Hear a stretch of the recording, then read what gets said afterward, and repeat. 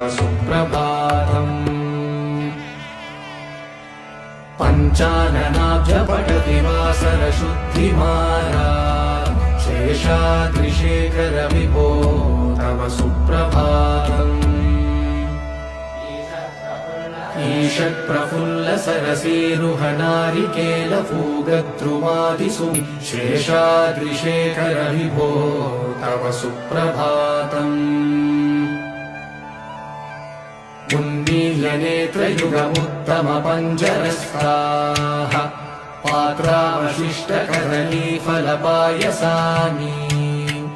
भुक्त्वा सलीलमतकेलिसुखाः पठन्ति शेषाद्रिशेखर विभो तव सुप्रभातम् तन्त्री प्रकर्ष मधुरस्वनया विपञ्च गायत्यनन्तचरितं तव नारदो